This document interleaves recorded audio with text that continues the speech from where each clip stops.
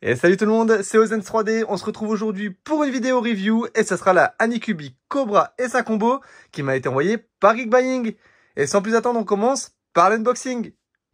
Bon, pour des raisons de simplicité, j'ai déjà sorti la machine du carton, on va passer directement aux étapes d'après. Donc pour commencer, on va sortir l'AMS de Anycubic qui est le Ace Pro, donc c'est le système multicouleur. Donc pour ça, rien de plus simple, on retire l'écran et le capot. On enlève la protection en mousse. Et là, on y retrouve directement une notice. Et on voit qu'ici, il y a deux vis à retirer. Donc ça se passe au niveau de la porte.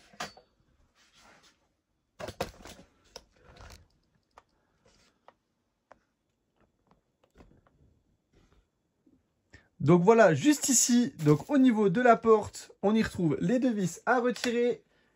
Donc elles sont faciles à repérer parce qu'il y a deux flèches rouges. Donc on retire tout ça pour pouvoir libérer le Ace Pro.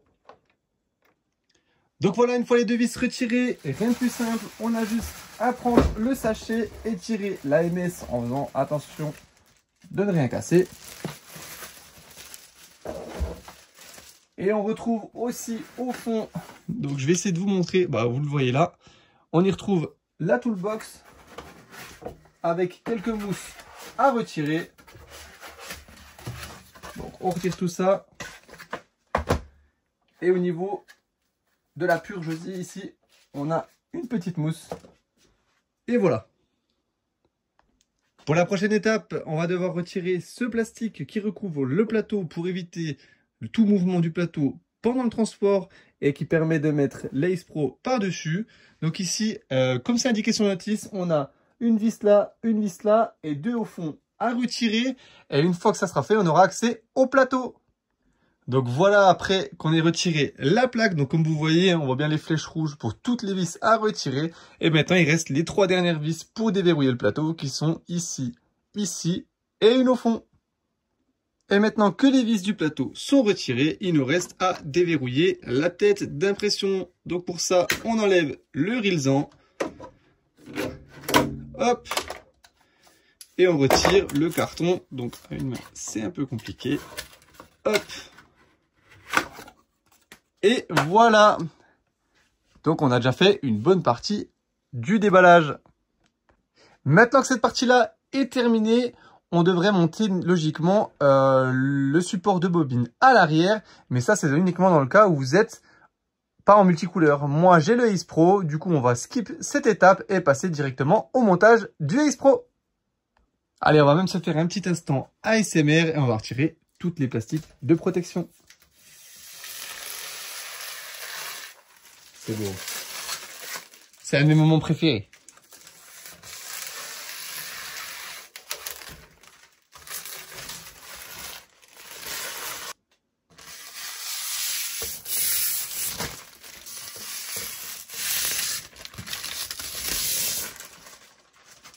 Alors comme vous pouvez le voir ici, on est sur un plastique transparent, contrairement à la bambou X1C que j'ai, qui est en verre trempé.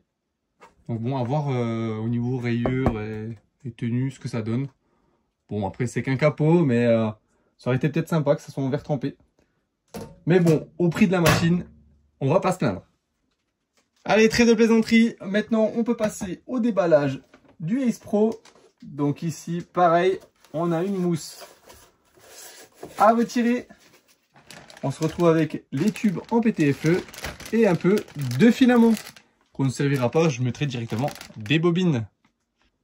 On passe à l'arrière de la machine pour raccorder le Ace Pro et pour ça, on sort la toolbox et on y retrouve l'entrée des 4 PTFE pour le multicouleur ainsi que les câbles d'alimentation, un USB, encore un câble d'alimentation, les câbles du Ace Pro, ça on les prend, et on a des pièces de rechange, le support de bobine, et on retrouve ensuite le filtre à charbon qu'on mettra à l'intérieur de la machine, donc je vous montrerai où il se met juste après. Donc sans plus attendre, on passe à l'installation du hub multicouleur. Donc ici, on a deux détrompeurs qu'on va venir mettre ici. Et les vis, on utilisera les vis pour le hub filament. Donc c'est parti, on monte tout ça. Donc on le met en place comme ceci. Et il y aura juste à mettre les deux vis, c'est tout simple.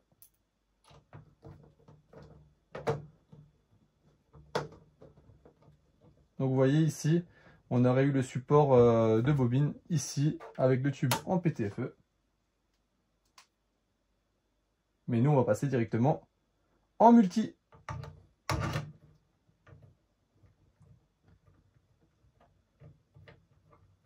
Et ensuite, pour raccorder tout ça, rien de plus simple, on prend ce câble là, hop, qu'on va venir installer directement entre l'AMS et l'imprimante. Donc hop, juste ici. Pareil, vous ne pouvez pas vous tromper. Hop, et on va le mettre ici. Pour le hub, on a juste à le raccorder à côté, ici.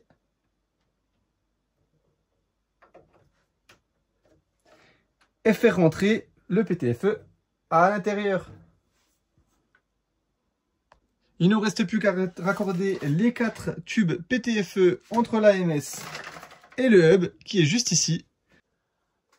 Donc on va commencer par retirer les pinces bleues, donc tous les clips bleus. Donc pour ça, moi j'utilise, bon la pince, il ne faut pas appuyer du tout, hein. C'est juste que en fait, au niveau du Ace Pro, on peut retirer la partie là. Et donc on aura accès aux clips plus facilement. Et voilà. Donc on va les retirer un à un. Et on va raccorder tout ça au hub. Reste plus qu'à insérer les 4 PTFE, donc ici et sous le hub. Je vais faire ça hors caméra et à bien remettre l'équipe bleue. Donc faites attention au moment de la mise en place des PTFE. Veillez bien à les enfoncer bien correctement à l'intérieur pour pas avoir des problèmes de filament plus tard. Une fois que tout est branché, on va passer, comme je vous l'ai dit tout à l'heure, à la mise en place du filtre à charbon. Donc ça c'est tout simple. Il y a une trappe au fond qu'on voit ici. On retire la trappe. On le met à l'intérieur. Hop. Et on referme le tout. Hop. Alors, une main, c'est pas évident. Voilà. Alors juste un petit point négatif que je vous dirai dans les points négatifs d'ailleurs à la fin de la vidéo. Au niveau de cette machine, ce que je trouve dommage par rapport à la X1 Carbone ou d'autres machines, c'est que là on a l'AMS et la machine et pour chacune de ces deux bêtes, on a un câble. C'est un peu dommage parce que maintenant il existe des prises, ça existe depuis la nuit des temps en Y, donc des splits, et ça aurait permis d'avoir une seule prise. Donc si comme moi vous avez une petite rallonge, j'ai plusieurs machines dans tout l'atelier, donc ça peut poser problème. Ensuite c'est pas vraiment un très gros point négatif, surtout que bon vous pouvez trouver dans le commerce, mais je pense que ça aurait été une bonne idée de le mettre directement sur la machine. Allez c'est parti, maintenant on passe au premier démarrage de la bête. Hop. Et hop. Et on va voir ce qui se passe.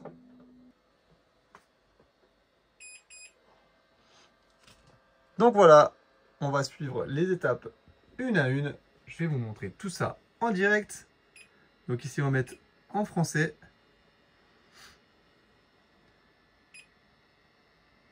On va la laisser en mondial. Je vais passer l'étape du Wi-Fi parce que j'ai pas envie de montrer mon code d'accès. Donc voilà, une fois qu'il est saisi, le Wi-Fi est connecté. Voilà. Et là, on peut installer l'application directement pour lier son compte Anycubic. Donc je peux le faire hors live parce que pareil, j'ai le téléphone avec lequel je filme, c'est le même. On nous demande maintenant d'installer la clé USB donc, qui est fournie dans le carton et elle s'installe sur le côté juste ici. Une fois que c'est fait, on fait démarrer. Elle va procéder à la lecture de la clé USB. Elle va faire un autotest, la résonance et le taux de niveau. Donc je vous reprends après tout ça. Donc on se retrouve 10 minutes après environ les tests de la machine. Et ça y est, elle est prête à imprimer. Donc pour commencer, je vais imprimer un des fichiers test de la clé USB. Donc qui se trouve ici. Donc on a les tests modèles. Et on va faire directement un multicouleur qui est celui-ci. Je vais réaliser plusieurs tests que je vous montrerai à la fin de cette vidéo. Et on pourra discuter ainsi de tous les défauts ou qualités de cette machine. Donc pour préparer la première impression, on va partir sur différentes couleurs. Donc ce sera du PLA, silk et non silk. J'ai fait exprès de prendre des bobines carton, comme ça on verra si au niveau de l'AMS il y a un quelconque souci. Sur certains AMS comme chez Bambou par exemple, on avait peut-être des petits soucis au départ. Moi personnellement je n'ai jamais eu de problème, mais je préfère tester par la même occasion. Donc c'est tout simple, on a juste à l'insérer, donc faites bien attention à ce qu'elle soit bien placée. On enfonce le filament est avalé. Ensuite on passe à la mise en place des autres bobines, donc pareil, toujours faire attention que ce soit bien en face. On insère le filament. Hop, et on enchaîne cela avec toutes les bobines.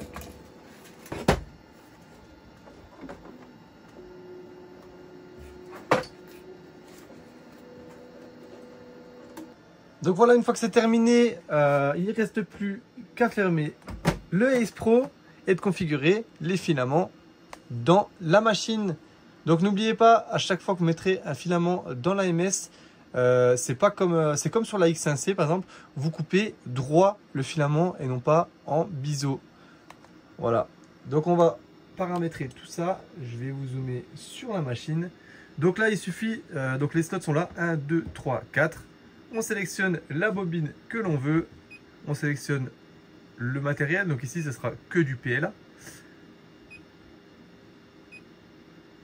Et on sélectionne la couleur, donc là c'est un magenta. Ici, ça sera du PLA aussi. Et on sera sur une couleur qui est rouge. Vous voyez, ça va très vite à paramétrer. Bleu. Et pour la dernière, ça sera du gris. Donc pareil, du PLA. Donc là, vous avez toutes les matières différentes. C'est OK. Donc une fois que tout ça est réalisé, il ne restera plus qu'à aller directement au niveau de l'impression qu'on voulait faire, ici, et faire suivant, tout simplement. Donc là, il va nous demander de sélectionner pour chaque couleur la correspondance que nous voulons au niveau de l'AMS. Donc le modèle est fait en bleu, vert, rouge et jaune. Moi, j'ai mis d'autres couleurs. Donc ici, on va sélectionner 1, 2, 3 et 4. Voilà. Pardon, hop. 3 et 4. On fait suivant et on laisse l'impression se lancer. Donc il y en a pour un moment, je crois que d'après le G-code là, il y en aurait pour 14 heures et 6 minutes d'impression, vu que c'est du multicouleur. Donc comme je vous le disais avant, je vais faire plusieurs tests et plusieurs impressions et je vous montre ça à la fin de la vidéo. Donc voilà, on se retrouve après plusieurs jours d'impression avec la Anycubic S1 Pro Combo. Donc je vous ai quitté avec ce modèle qui a été imprimé donc en 14 heures. Donc pas de problème, c'est un modèle de base. Il s'est super bien imprimé. Et au niveau des changements de couleur, aucun problème. Par la suite, j'ai essayé de faire un autre modèle. Donc là, avec 4 couleurs, pareil. Pareil, aucun problème d'impression. Au niveau du plateau, il accroche très bien. Donc j'étais surpris, j'avais peur que au niveau des tentacules, j'ai des soucis. Mais pas du tout de soucis. Ensuite, j'ai imprimé le fameux Poisson Steve. D'assez grande taille d'ailleurs. Pareil, ça s'est très bien passé. Aucun problème. Donc tout ça, c'est en multicouleur. Après, j'ai fait d'autres projets donc qui sont ici. En multipart, donc pour tester aussi l'emboîtement et autres de base. J'ai eu aucun problème. Franchement, vous pouvez voir, je vous montre de près. C'est très très propre. Ce sont des supports de manettes. Pour ceux qui ne me suivent pas sur Instagram, vous pouvez les retrouver. Et franchement, regardez, aucun problème. J'ai même essayé avec du silk pour voir le rendu et il n'y a pas de problème. Tout se passe très bien. J'ai pas eu un seul fail pour vous dire. Pourtant, ce sont des grosses pièces. Donc là, il y a certaines des pièces où, pour les petites pièces, j'ai peut-être imprimé sur d'autres imprimantes. Mais par contre, le gros a été imprimé sur cette imprimante. Et vous voyez que c'est juste magnifique. On va donc maintenant pouvoir passer à la conclusion sur cette imprimante. Et je vais vous dire ce que j'en pense. On va donc commencer par les points positifs de cette machine. Et on va commencer par le prix. Donc au niveau du prix, elle est très bien positionnée par rapport à ses concurrentes. Et c'est une machine très fiable. En tout cas, moi, de ce que j'en ai testé, je n'ai eu strictement aucun problème. J'avais eu des problèmes avec la Anycubic Cobra 3 Combo. Donc la V1, parce que maintenant il y a une V2 avec beaucoup de corrections où j'avais énormément de problèmes. Au niveau de l'attache du plateau, des décalages de couches. Dès que je m'absentais, il y avait des problèmes. C'était une catastrophe. Mais en tout cas, pour celle-ci, je suis vraiment très agréablement surpris. En numéro 2, on va parler de la qualité d'impression. Et comme vous avez pu le voir auparavant, aucun problème. Les prints sont très propres. Au niveau du changement de couleur, vous pouvez le voir, je n'ai pas fait de réglage. Au niveau du blanc, il n'y a pas de dépôt de orange ou de noir sur le blanc. Le changement de couleur se fait très bien. Donc bon, il y a beaucoup de chutes de filaments à l'arrière de la machine, comme toutes ses consoeurs. Il y a des réglages à faire si vous voulez peut-être diminuer cela. Mais en tout cas, il n'y a aucun problème. En troisième, on va ajouter le fait que ce soit une imprimante connectée. Donc maintenant, l'écran tactile est vraiment très réactif. Donc je n'ai eu aucun problème avec. Pareil, c'est très fluide. Elle est connectée, donc depuis mon PC, je peux directement envoyer mes prints sur la machine. Ça évite des clés USB et ça, c'est vraiment super. Et pour finir avec cette vidéo, on va passer au point négatif et pour moi, il y en a deux. On va commencer par l'AMS. Donc l'AMS, pas de problème au niveau du changement de couleur. Comme je vous l'ai dit, je n'ai pas eu de soucis. Par contre, un problème que j'ai eu, et je ne sais plus avec quelle marque de bobine, mais avec une bobine, j'ai eu un problème avec le système de blocage de bobine là-haut. Quand les bobines étaient pleines, en appuyant et en fermant, cela bloquait la bobine et du coup elle ne pouvait pas se dérouler, j'avais des problèmes. Donc j'ai dû ouvrir et imprimer avec le capot ouvert. Donc peut-être qu'une petite amélioration là-dessus serait la bienvenue, mais en tout cas, voilà, la plupart des bobines, je n'ai pas eu de soucis. Pour le deuxième point, comme je vous ai parlé auparavant dans la vidéo, il y a une alimentation pour l'AMS, une alimentation pour l'imprimante. Ça fait 2 prises à brancher et je trouve que ça aurait été mieux d'avoir vraiment une alimentation pour les deux. Ça évite de prendre de la place inutilement sur des multiprises. Mais bon, ce n'est pas une grosse amélioration. Pareil, des splitters, ça se trouve. Mais bon, je pense que d'origine, ça aurait pu l'être comme toutes les autres machines. Chez Bamboo, par exemple, tout est alimenté en un. Il y a juste un câble entre les deux machines et une seule prise. Et je trouve que c'est plus simple. Donc voilà, c'est la fin de cette vidéo. Donc je remercie encore Geekbuying de m'avoir envoyé cette machine et permis de la tester. Donc c'est un format court de vidéo. J'essaierai pour les prochains tests de faire des vidéos un peu plus longues et un peu plus détaillées. En tout cas, j'espère que ça vous a plu. Si vous avez des questions, n'hésitez pas à me les poser en commentaire. Au niveau de la machine, elle est disponible chez Geekbuying. Le lien sera dans la description avec un code promo. Voilà, je vous souhaite une bonne journée ou une bonne soirée. Allez, ciao!